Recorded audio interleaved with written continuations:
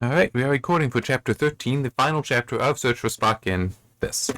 I'm gonna try to be quick because it is rather late. I'll probably fail though, because it's kind of what happens. I think I may have actually, well, I don't know. I'm just thinking, how do I like this chapter? I think I liked 11 better than 12 and 13, this 13. I'm just wondering, I might have to say this one I like kind of equally to 12 in different ways. I think I might like 12 better, but 13 is still giving us a lot of good stuff. So, kind of even. So they've arrived at Vulcan. Savick gazed upon it and wished what she had wished since the first time she learned about this planet. She wished she belonged here. She wished she had some right to this world, some claim to a place upon it and within its society. She had none of those things. She suspected she could never earn them, no matter her achievements. Home, eh, Lieutenant? I beg your pardon, Admiral, Savick said. Kirk nodded towards the viewport. Vulcan. Vulcan is not my home, sir. I have never been here before. Oh, he said, taken aback. I would have thought he would have at least visited it. I have never been invited to Vulcan, sir. She tried to speak as she had been taught without emotion. She almost succeeded, but Kirk sensed something of her isolation. I think we'll find that we're welcome, he said gently. I like that, because there is that element for Savick that she feels isolated, she feels an outsider. And in some ways she is, but at the same time, she is using it as an excuse to not try to go there. I find it doubtful that if she had asked of Spock to visit Vulcan, that he would have said no. It's like she, as merely a member of the Federation, should have the freedom to visit there, or at least the ability to request a visa or something necessary and have it be granted, have that wish be granted, but circumstances never specifically allowed her or required her to be there, such as an invitation, but, as Kirk said, I think we will find that we're welcome. So they have to hail the planet and let Sarek know they're on the way. She handles that rescue party. In reaction to the voice, everyone on the bridge swung toward the speaker. I have a feeling sometimes when it's talking about everyone there, technically Savick would not be included. Sulu gave a cheer of surprise and delight that mirrored all their feelings. Hearing Uhura's voice, knowing she was well and free, was the first purely joyful thing that had happened to any of them in far too long. This is Commander Uhura. Permission is granted to land on the plain at the foot of Mount Saleya. Ambassador Sarek is ready. She paused, her voice close to breaking. She said, welcome, oh, welcome back. It's like, that's nice. And not only, I mean, obviously Uhura would be able to get there because Sarek could bring her, but that they do have her at the communication center for doing this. That's nice. By the way, I will just say this now. No mention of Ferendal and what's happened with her, or the strand that in theory has data disks on there with something. It's like nothing. So maybe they'll come up in Voyage Home. I don't know. It could also be that that'll just prove to be planted there to be ready for another story, but not ending up being used. Or maybe it's part of like an extended universe kind of thing, a completely different story than the novelizations. Don't know. Now we get to Sulu, because he's having to pilot the ship down, which is a bit odd for him because he's used to using gravity propulsion, and this is not, it's thruster based. He had developed a considerable and more than grudging respect for the engineering abilities of the opponents of the Federation. Like he's gotten used to the ship and actually kind of likes it. He wondered what would happen to the ship. No doubt Starfleet would seize it and send it back to Earth to be dismembered and analyzed. The idea pained him greatly. That's fair. That he would, although it does seem odd, why send it to Earth? Does Vulcan not have the capability? I mean, it is just one of those weird things, because Vulcan is one of the key planets in the Federation, but it kind of seems like it's underdeveloped, at least compared to Earth. There's a mention about it having few material resources, which then does make you wonder, how did they even leave? Although, that would be funny. I kind of like that. If you dismiss First Contact, which does retcon things, I don't remember the name of the episode. I'm not going to pull it up. In the original series, we meet Zephyr Cochrane, who is described as being from Alpha Centauri, not Earth. So humanity had already achieved extrasolar space colonies before coming up with the warp drive. Because Cochrane still invented it, but the events of First Contact are completely different. It would be interesting if it were actually, instead, that humans developed the warp drive and then discovered the Vulcans. The Vulcans don't have this great history, although that doesn't explain how the Romulans managed to leave Vulcan, but that is interesting. And personally, I don't have an issue with the idea that I have many issues with Star Trek Enterprise. I don't think it makes sense for them to have this massive fleet that includes warships, the Vulcans. I don't think so. To me, it would make a lot more sense that the scout ship, like what you see in First Contact, that's all that they would be sending out, just these scout ships to gather information, and that's it. That they're not interested in colonies, nothing like that. So I'm a little biased because I kind of like this idea now that I'm thinking about it. That it was humans found Vulcans. And Vulcans joined the Federation because it was logical and all that, and there are probably benefits, but that they remain very Vulcan. And so don't necessarily leave this planet, but also haven't developed the planet to have things such as the facilities to take apart the ship, the bird of prey.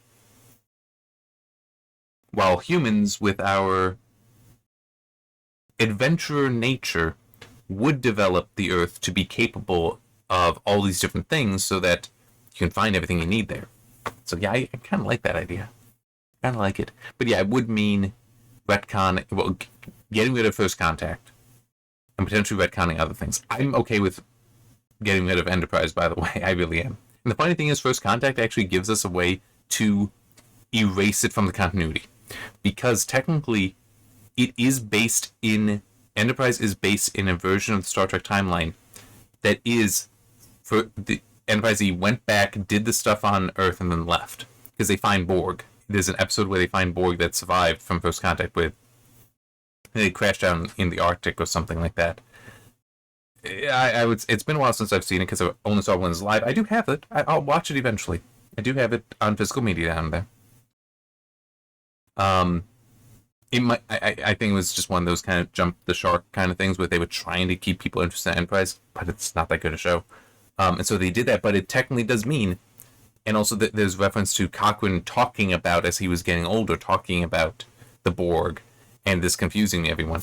But it's, you could technically argue then that, no, we can ignore that timeline because that's not the main actual true timeline where the Borg hadn't gone back in time and done all the stuff First Contact. It's like, you technically could do that, but I don't know how you can get rid of First Contact itself. Anyway, they land, and they are not alone. The enormous crowd of people watched somberly and in utter silence. So they have landed and are hers there, and they are carrying. Where is it? Because I like never get the word right, and it's not in my mind at the moment. Yeah. The litter. There we go. Sorry. I could not think of the word litter. That they're carrying Spock's body on.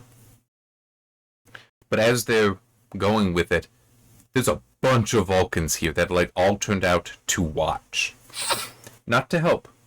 Jerks. The enormous crowd of people watched somberly and in silence. Kirk's legs began to ache. He had fought off his exhaustion for so long that he could not even remember when last he had slept. He kept going. A young child let go her father's hand. She walked with great dignity to Spock's side and followed for a few paces. She looked down into his face, saluted him, and whispered, "Live long and prosper, Spock." Then she slipped away and vanished into the crowd again. I don't understand that moment. I don't know if this is a reference to something, like we're supposed to know who this little girl is. I genuinely don't know. I guess it could also be explanation or confirmation that they are here because of Spock. That despite him being half human, despite he himself, like Saavik, being an outsider, there is still great respect for him amongst Vulcans. But it is kind of sort of stated later that these are only Vulcans that basically live at near the temple. There's a retreat there, and that many Vulcans do apparently live there, and some are training to become adepts, and we'll get to that. They get up there, including the interesting statement that when some Vulcans do come and take the body, they are carrying it easily. Well, it makes sense they're stronger, but the hands were not underneath his body; they were on top of it. Okay. Didn't know Vulcans had telekinesis too, but moving on. Sarek, does approach and says what he wants. It's like, this is illogical. So this is, in the movie as well. "Forgive me, Talar," the name of the priestess. Sarek said, he sounded very tired, and Kirk realized this must be the most difficult thing he had said in 120 years, which would be how old he is. "My logic falters where my son is concerned." So I wanted to include that because, the line itself, Mark Leonard's performance of it is also very good. Like, you can tell he is fully admitting exactly what he says there. "My logic falters where my son is concerned." He's basically saying, I do love my son. I really do care, and I must ask this.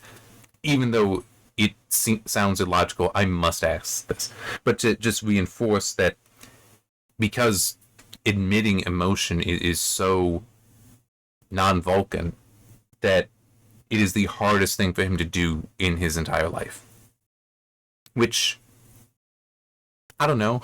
I think there's a part of me that wouldn't completely agree.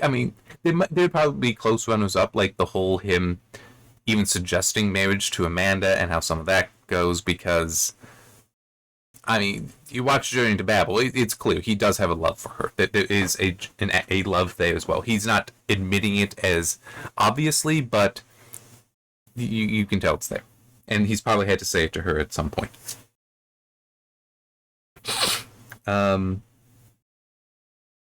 So yeah, gonna do this. And McCoy steps up and all that. "All that can be done shall be done. That would take full turn of the Vulcan sun." So this is her talking to Bones and basically saying that this is going to take a day. Actually, it's not, because it seems to be done by dawn, and this is during the day, but still, until dawn. Jalar stroked her fingers along his temple. Her touch was like fire, and he gasped. An alien consciousness stirred deep within his mind.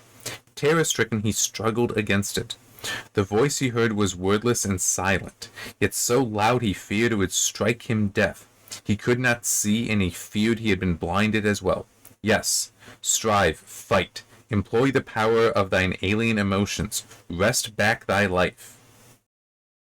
Thunder pounded at him, and he screamed. Okay, now we get a lot more. This is, and let me also just look at this. Okay, so we get Amanda now, who is not allowed to attend the ritual for a very interesting reason. So there's the temple here, and then there's the retreat up here that apparently has a very vast network of tunnels carved into the mountain, so vast that it is said a Vulcan could spend their entire life and never walk the same path twice. Especially because it's a maze and it wraps upon itself. And some portions of it no one has been in for a very long time. Well, she has been there studying to become an adept of the philosophy and rituals of this location. And she has succeeded, which is the problem. Because being an adept all the adepts have a responsibility to go and take part in this ritual. But part of the ritual involves forming a mental link with the katra of the person, and basically forming a web for it to help channel it to where it needs to go. The problem is, and this is based on just the ritual to take the katra and have it go into the Hall of Ancient Thought, if it's somebody who has a personal relationship with the katra, the connections that are formed there disrupt the whole thing. So her presence would risk losing Spock. So she has to stay back there. And it's like she can't even try to reach out to him with her mind. Though it is said that her heart is with him, but her mind cannot be, because if she would attempt that, she may kill Spock. Will cause him to be lost. So she's there, and somebody who is training to be an adept. And it's also mentioned that they they never drop the title of student. Like even Talar, who is the mistress, the high priestess here, she recently dropped the term adept and is just again only being called student. But anyway, there's another one there, just starting to be a student, a Vulcan woman who comes in and is speaking with her, and your position is ironic, Tomei said. A student adept, yet a relative of the subject when the subject is unique. Ironic's hardly the word for it, Amanda said. No student adept could ever participate in or even observe the transfer of a close relative. So, kind of what I've already said. The katra was fragile and easily lost. To free it from the bearer and place it in the Hall of Ancient Thought, the student adepts formed delicate, temporary psychic ties around it and dissolved them again on completing the passage. If mental connections already existed between a subject and an adept, as they did when the two belonged to the same family, the resonances created an interference that invariably proved disastrous. And also, Tomei is like, she wishes she could be there and speaking like, this is fascinating, this is historical. It's like, Amanda ain't happy. It is unfortunate you must forego participating in this unique experience, Tomei said. I don't give a hang for the uniqueness of the experience, Amanda said angrily. She had to switch to standard to get her point across. Vulcan was far too refined for what she had to say. Damn it, right this minute I wish I had never studied the discipline.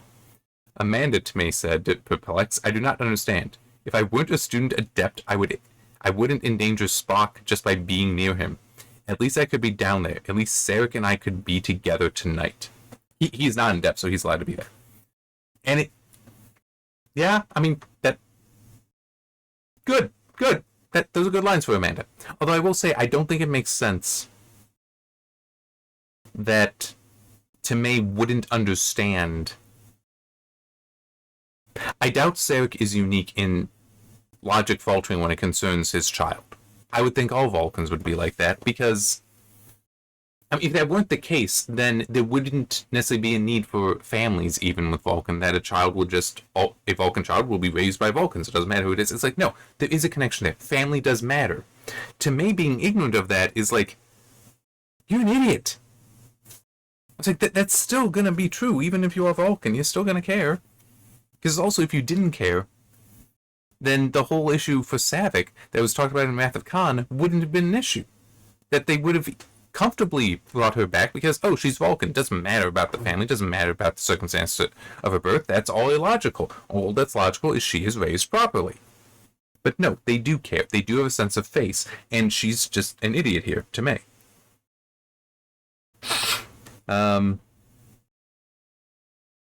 Tomei stood beside her in silence, unable to comprehend her hope, her grief, her anger, or her love. She should be able to comprehend some of that. Not to the same degree, not to the depth of it, not to the passion of it, if you will, but she shouldn't be that stupid. Anyway, coming back to Kirk, who has spent the night pacing around and all that, because he even reflects on how he has not had an easy time.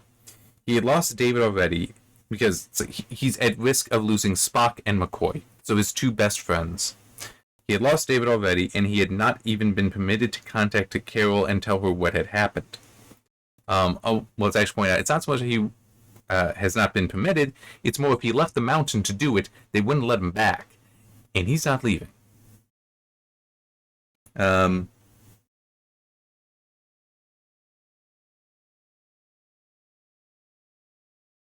I also highlighted here because, like, Scotty, he's asleep and snoring gently. It's like, yeah, okay. Chekhov's just sitting there, his head down, arms folded, all that. So it's like, he's probably at least resting. Uhura lay on the stone with her cheek pillowed on her hand, as lithe as a cat, and Jim thought as alert even in sleep. So she's asleep, but she's ready to pounce if she has to. That's Uhura. Sulu knelt motionless on the stone, sitting Seiza with his eyes half closed. But Saavik, I highlighted specifically, waited for the dawn. Her legs crossed beneath her, her hands palmed down and relaxed, her eyes open and unblinking. I'd have to go back to Wrath of Khan. I don't feel like doing that. If I had a physical copy, I would, but it's not so easy with an e-reader. I'm pretty sure that is the exact same pose that she had when holding the vigil for Peter and Spock's bodies at the end of Wrath of Khan. And it makes perfect sense that that is what she would do here. She cannot contribute psychically, and shouldn't, because she also would have a connection to Spock, just as Amanda does. But yes, her holding vigil there makes perfect sense. Plus, in a way, I could also see it being even though David's body is destroyed, I could also see there being an element of she's holding vigil for David's spirit, at least. It's never mentioned, but I could believe that there's a little bit there. But yeah, I think she is holding vigil. Kirk finally tries to, like, relax some, but then the dawn comes. A gong rang, he leaps to his feet. Procession goes by, all that. McCoy stepped wearily into the sunlight that pierced the shadows behind the altar. Though Sarek supported him, the Doctor was moving under his own power. I highlight that specifically because of Sarek. I appreciate that, okay? Because this dude, I've already talked about how he is racist. And he probably would only tolerate the touch of humans on him. I mean, a man is an exception because he's racist. But, I mean, it's like he does have a sense of superiority to him and his species. But it's... And Bones is very much an example of humanity. More so than Kirk. I mean, Kirk kind of balances between Spock and McCoy. So, yeah. But he is actively helping McCoy here. And it's like, that is a very strong statement of Sarek's gratitude, even. Gratitude towards this person, really all of them, who have done this to help his son. Who, yes, Spock was his son before he was their friend, but it's still, I do consider that a very positive thing. Because I could legitimately see Sarek, under other circumstances, not wanting to do anything. Not wanting to be in physical contact with him. Just, yeah. So the procession continues by, and also Jim does go to Leonard. It's all right. I'm all right, Jim. So we know McCoy is good, but we don't really know what's up with Spock. The procession goes by, and there is the white-robed figure at the end of the procession, who, well, yeah, I'll finish reading at least this paragraph. End of the procession walked past without a glance or hesitation. Sorry. Jim still could not see beneath the hood, but he knew the stride, the carriage. Saavik started toward the figure, but Jim grabbed her arm. He could not stop her if she chose to break free, but she halted at his touch. So it's like, this is clearly Spock's body, at least, and there is a consciousness there, because he is walking, but we still don't know what his state is. And this is why Kirk stopped Saavik. That basically whatever is going to happen here with Spock, it needs to be Spock doing that. He cannot interfere. Kirk cannot interfere. Saavik cannot interfere. Neither should the Vulcans, but we'll get to that. What about Spock? Jim said to Sarek. I am not sure, Sarek said.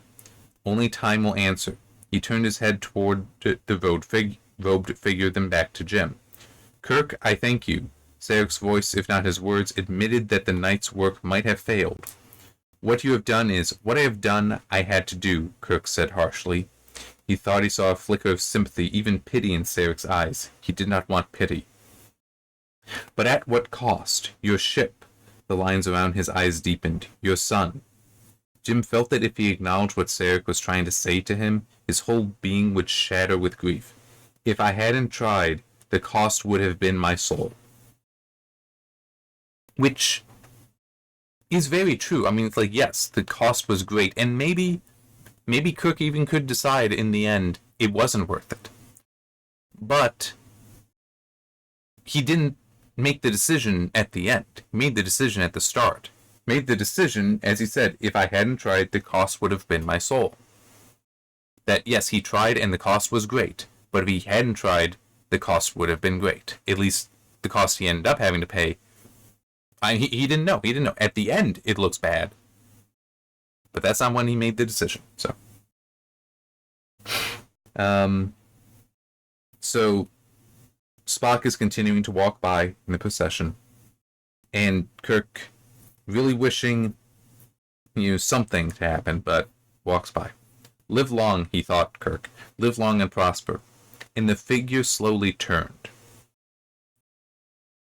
I'm going to have to repeat that last bit, but I put in my notes even, this reminds me of the motion picture, because it's mentioned in that novelization that Spock and Kirk have a mental connection, that basically they are so close of friends, that they are so much like brothers, that they have this connection. I still think that what's described specifically in the motion picture is stupid concerning this, but I am comfortable with the idea of interpreting this as live long, he thought, live long and prosper, that thought Spock sensed. That because he is there, and they are telepathic, that Spock could still, he's still attuned enough to Kirk to pick that up. And so it gets him to stop and turn. One of the members of the procession heard or sensed his motion and reached back, but Sarek stayed her hand. The sun shone incandescently through the fabric of the white hood from behind, casting the face into deep shadow. So again, Sarek doing this, and this would technically be, again, the whole, this is Spock that has to figure out what path he's taking, towards his friends, towards the Vulcans. Has to do that, we are not to interfere. But I think that we may also be able to interpret it as Sarek recognizing that is also Spock's life there with his friends. That it's not necessarily here. We should not interfere. Him choosing to go there is a good thing still. Or even that is where Spock will go. His Katra might come this way. It's like, just the pure Vulcan aspect might come with us, yeah. But that is where Spock goes, with his friends. He hesitated, then walked slowly toward Jim, Kirk, and his friends. He stopped, reached up, drew the hood back from his face, and let it fall to his shoulders. The pain had left his Spock's face, the pain and the horrible emptiness. There we go. His deep gaze questioned Jim gently and wordlessly. An intent intelligence, impatient with uncertainty, lit his eyes. So this paragraph I like because it is indicating that, yes, Spock's Katra is there. We don't know the state of it yet, but it is there. This is no longer just an empty vessel. It is filled with that soul. Exactly what happened with the soul, still unclear, but anyway. He glanced from Jim to each of his other shipmates in turn, Sulu, Uhura, McCoy, Chekhov, Scott, and finally Savick. It seemed to Jim that he reached the brink of recognition with each of them, but could not quite cross the boundary. Spock returned his gaze to Jim Kirk. The hot wind of Vulcan wailed over the desert with a keening cry. I know you, his voice rasped across the words. Do I not? Yes, Kirk said, and I you. My father says you have been my friend. You came back for me. You would have done the same for me, Kirk said, willing Spock to remember something from before. I put the emphasis wrong there, so let me try again. Willing Spock to remember something from before. So the emphasis is written here as being on before. Anyway, something that happened before they brought him home. Why would you do this? Spock asked. Because, Kirk fumbled for words that would form even a tenuous connection between past and present. Because the needs of the one outweighed the needs of the many. He turned away again towards the other Vulcans. Kirk reached out, but he knew, just like he stopped Savick, he cannot do this. what could I have said? What was the right thing? All that because he thinks he's lost. But then Spock, after walking away a little bit, stops, looks up, and we get the "I've been and always shall be your friend." We get that way he's kind of replaying the towards his death, and then finally the Jim. He said softly, "Your name is Jim." So we get that, and yeah, that's where we do end. And then the next thing is Voyage Home.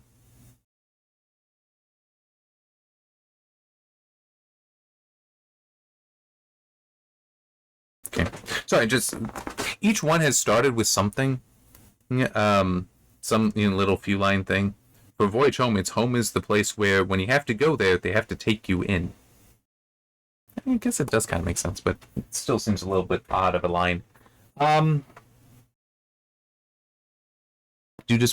There are a couple things I want to add. I'll also say what they are. No conclusion with Randall, Dannon, or Grenny. And I don't like that. I mean, especially Grenny. I really feel that we should have gotten something like Grenny helping them, somehow proving his worth.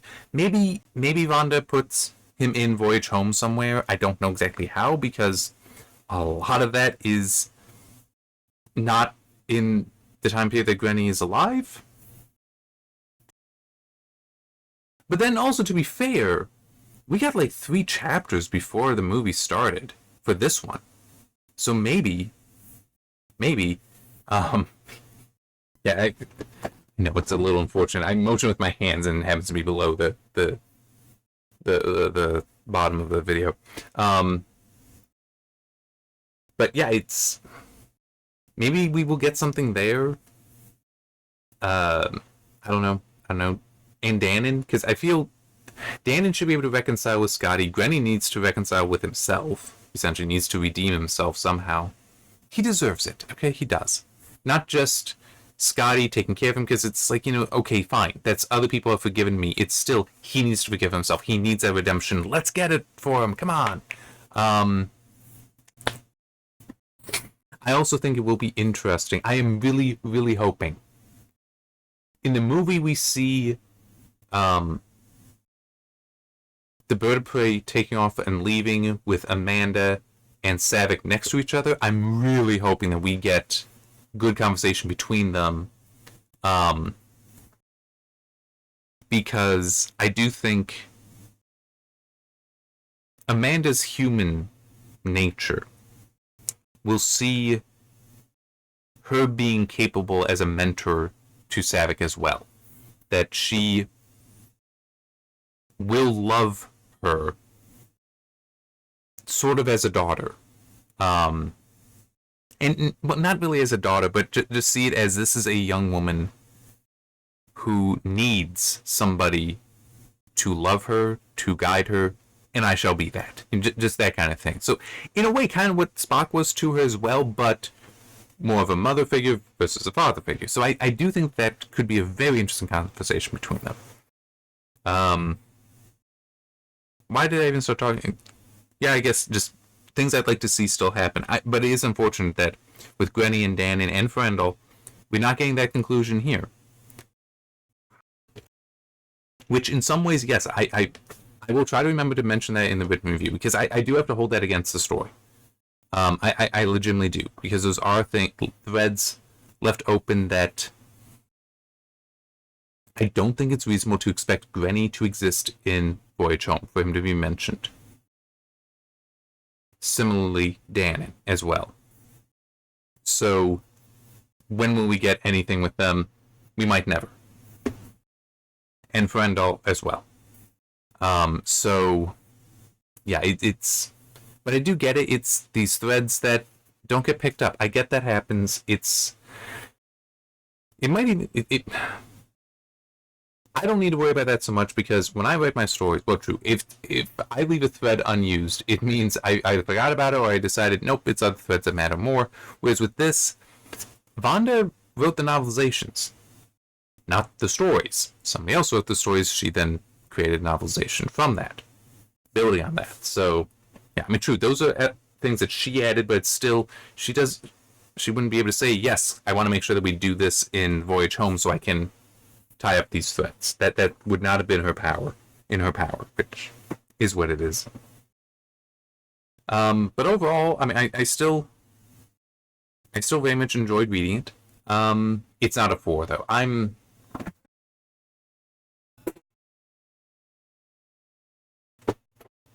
have to give it a 3. I have to give it a 3. There's a part of me that's tempted to give it a 2, but that's not fair too. That's not fair too. I know I'm recommending it, so it's a 2, 3, or 4. It's not a 4. It did not entertain me. I did not find it as enjoyable as necessary to reach that. Wrath of Khan, easily that. Easily a 4. I mean, I think I did kind of suggest, I didn't say it outright, but I did kind of suggest it. Wrath of Khan is such a strong 4 that categories don't work this way. My categories don't work this way, but it is so strongly a 4. I did think for a moment, should I push Return of the Jedi down from a 4 to a 3? But it's like, no, these aren't scores. Both I strongly recommend, but it is legitimately Wrath of Khan. So good. This is probably a 3 because I cannot give it a 2. 2 is meant for, I recommend it, but it has problems. This doesn't have problems. It's not as strong as I wish it were, but it is still a good, enjoyable story. So no, it is just a straight recommendation. It's not a weak recommendation like a 2. It has to be just a straight recommend. Straight recommend. And it is also, unfortunately, I had to take literally a 1-day break, and so much of my memory of it is messed up. I've also, my memory has been poor recently anyhow. But Krug, I love. I really do love how, as I was saying in even the previous video, he is a noble Klingon warrior. That is how he's presented. He is purely doing this to preserve his culture. And he's doing it in ways that are fully justified within his culture. Not in Federation culture, not in human culture, but who cares?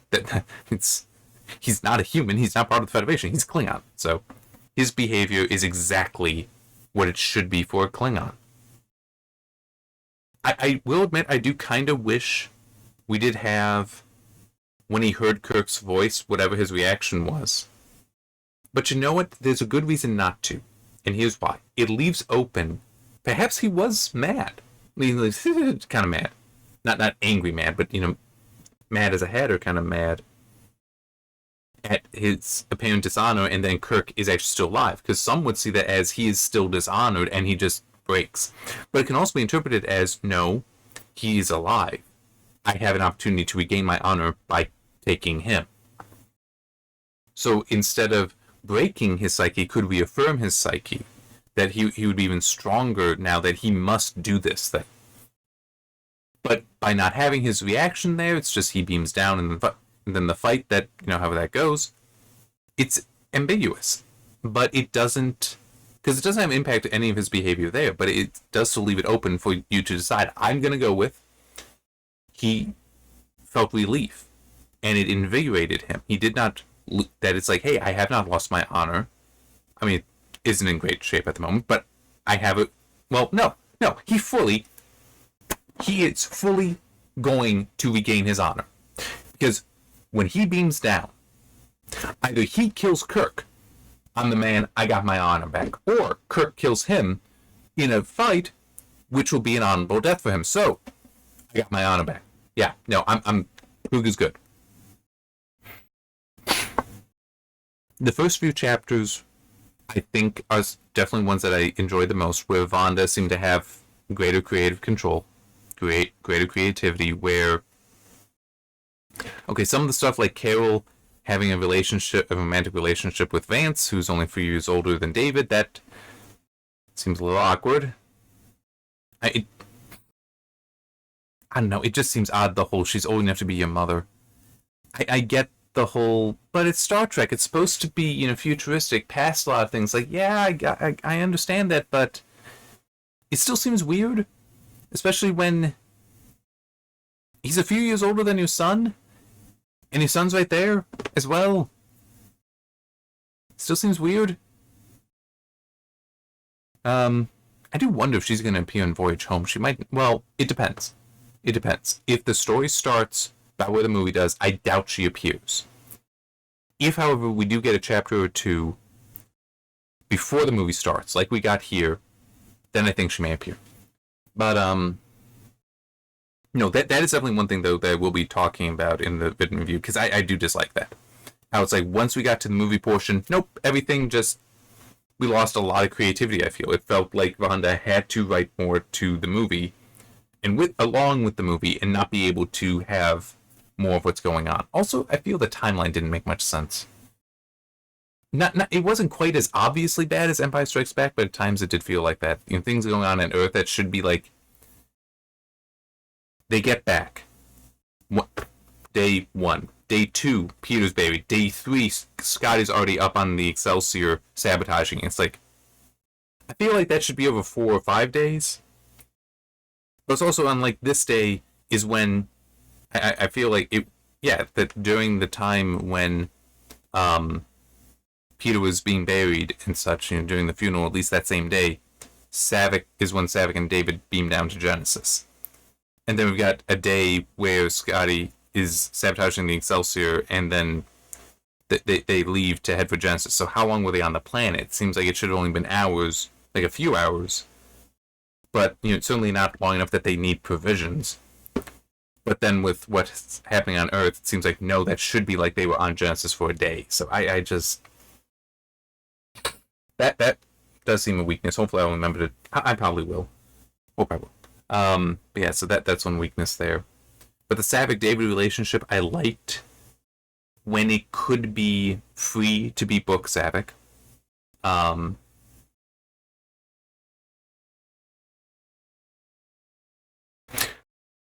liked the multiple possible explanations for why Genesis would fail. Just realized something. Never got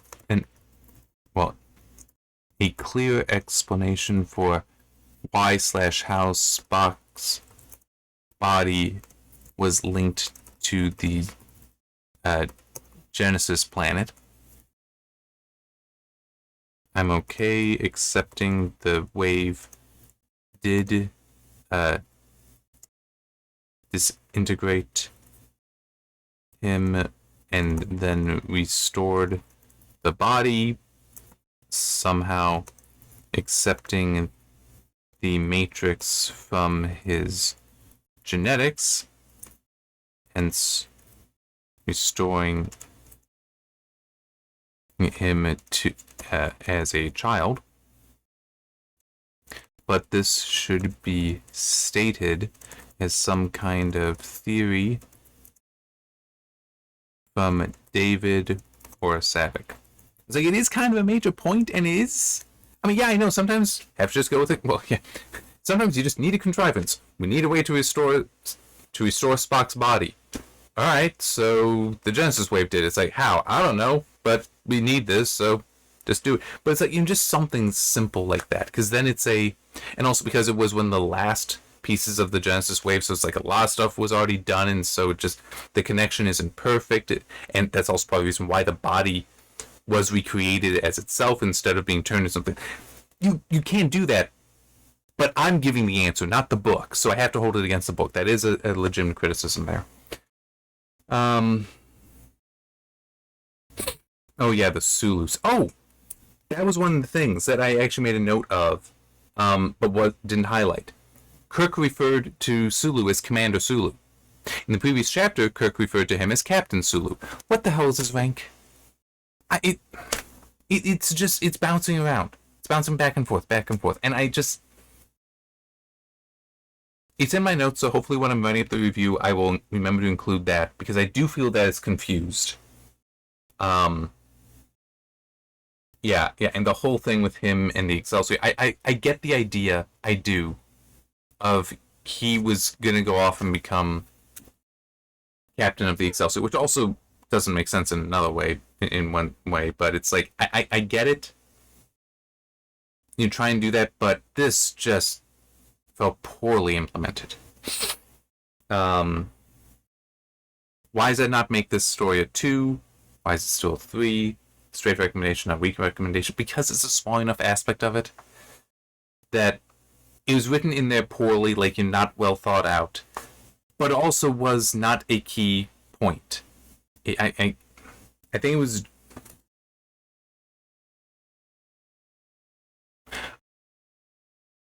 It was a vehicle by which you could learn more about Excelsior because Sulu had special knowledge on it. Why would he have special knowledge? Well, he's going to be on it. But it's like, well, let's make him captain of it. Yeah, actually, that would have been better. He wasn't going to be captain of it. Make him the first officer. Because that I was going to say. Chekhov is more worthy of becoming a captain than Sulu. Because Chekhov was first officer of the Reliant. Sulu has only ever been the pilot, the navigator. Well, technically not navigator. At the helm of the Enterprise. That's all we've ever known him to be. How does that qualify him to be a captain? It doesn't. Chekhov, being first officer, is qualified to be a captain. Would be closer to gaining that qualification. But if it were instead, no, he was to be first officer on the Excelsior, man, that would have cleared things up. Because not only would it be, he would still have this great connection there, and they would listen to him because, like, dude, I'm from the Enterprise, alright? I was with Kirk this whole time. My experience is very valuable. So that would make sense. And could also just be he really likes ships and such, and so that he's just involved there. But now it has to leave without you, it's a lot less meaningful because he's first officer, not captain. So it's like, well, shit. Oh, well. I mean, it's not as much an insult to him, so that whole situation is diminished. But you still have all that knowledge going on, and it still works out. And also, him becoming captain still works later because he finally got on there. Well, no, he wouldn't, because technically in Final Frontier he's still with the Enterprise, but it's still, then he's first officer, which makes sense for him essentially going to the captaincy, and it could just be, yes, he does become first officer of the Excelsior after the events of Final Frontier, maybe not, but whenever Styles is out so they need a new captain, hey, Sulu was to be the first officer, he helped design the ship, let's make him captain. And, or maybe he did have something where he was first officer for a time somewhere else to prove his worthiness to be captain, or maybe it is. After Final Frontier, I don't know if there's a gap between Final Frontier and Undiscovered Country, or a large enough one. But maybe it is. He was first officer on the Excelsior at that time and then got promoted. It's like, that would have made so much more sense. But somebody got, I'm going to add that in here as well.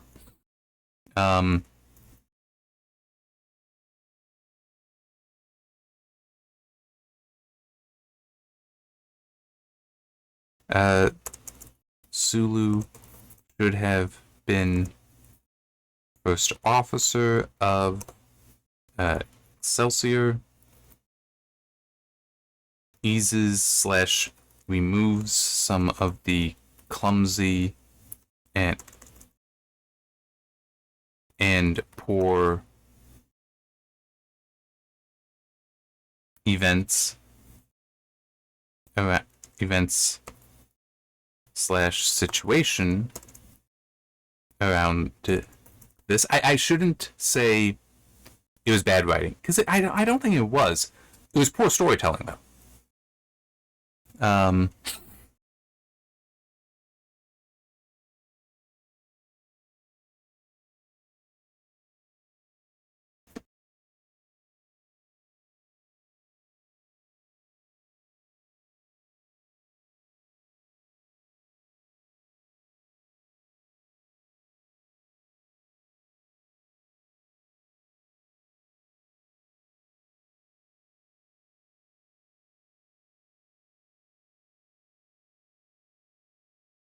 So I just wanted to add, since I am putting in things about, like to use for the review, wanted to add the thing about the seemingly inconsistent timing between Earth and Genesis. But no, it still is, like, these are specific points that, like I just gave the example of. You change Sulu to just being first officer, you can have a lot of the points be the same that are necessary to the story, and the other stuff that isn't necessary to the story and is kind of confused drops away. So it's like a lot of it drops away then, so it's really not so great an issue. And that's kind of part of the reason why it's still a 3, that the criticisms I have there are easily set aside because it's not really that important to the story. And what parts are important, it's legitimately just how do you explain Excelsior? That's how. By having somebody, Sulu, in this case, somebody being very familiar with it.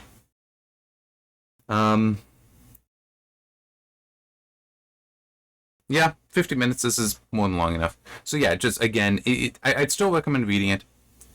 It has its flaws, but none are quite to the level that I would make it a weak recommendation. I think maybe I'll change my mind as I write the review. That does happen. So yeah, in some ways it's not that different from the movie in that it is not as good as its predecessor. It has its issues, but it's still not a bad movie. And I might not be able to write much on it, but you can bet I'm going to talk about Krug.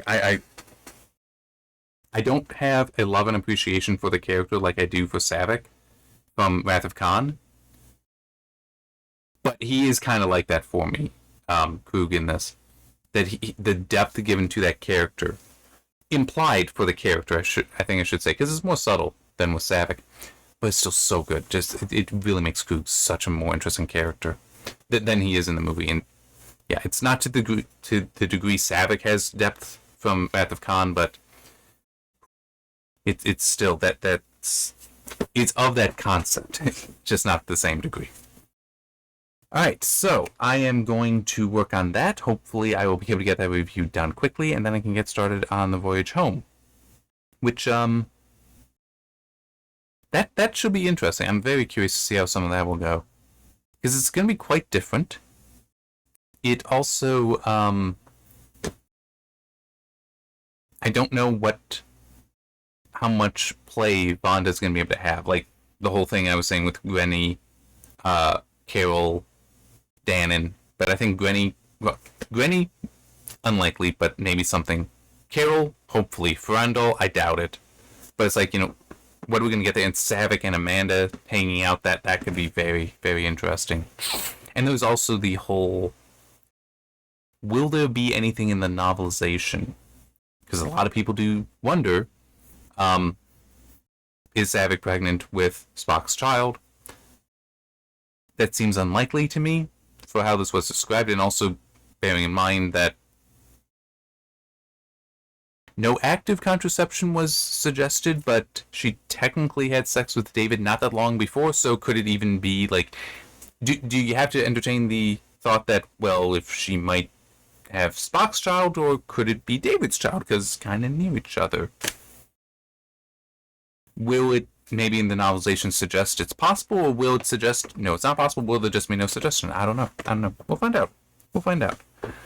But yeah, I am looking forward to that, and that would be part of a thing that would likely be like before the movie starts in the book, if that's where it starts. Well, we do get a prologue, so maybe I don't know. I am looking forward to it. It will be interesting. It'll also be an interesting part because Voyage Home is fun. It's a fun movie. It does have issues, but it's fun, and that does help it. So, very, very interested to see how that will be in the final novelization of the Star Trek trilogy. So, see you then.